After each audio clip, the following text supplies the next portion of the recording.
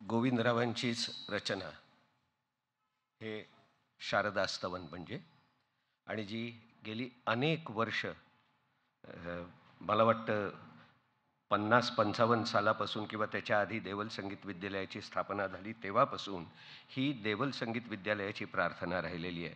आणि देवल क्लबच्या किंवा इथल्या कोणत्याही महोत्सवामध्ये ही प्रार्थना नेहमी सादर केली जाते आणि त्याच्यातूनच कार्यक्रमाला सुरुवात होत असते.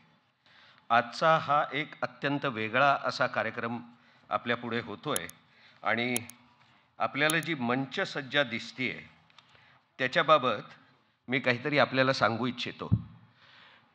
या कार्यक्रमामध्ये निवेदन करत असताना गोविंदरावांच्या लेखणीतून उतरलेले किंवा त्यांच्या अनुभवातून काही आलेल्या गोष्टी मी आपल्याला सांगण्याचा प्रयत्न करणार आहे. गोविंदरावांनी एका ठिकाणी असं म्हटलंय की सूर्याच्या प्रकाशा वाचून ज्याप्रमाणे हिरा, माणिक, मोती, पाचू, पुष्कराज अशा रत्नांची प्रभा सूर्याच्या प्रकाशा वाचून ज्याप्रमाणे प्रत्ययास येत नाही, त्याप्रमाणे निरनिराळ्या कोमल आणि तीव्र स्वरांची प्रकृती आणि शोभा षड्जाच्या सतत नादा वाचून प्रचितीस येत नाही.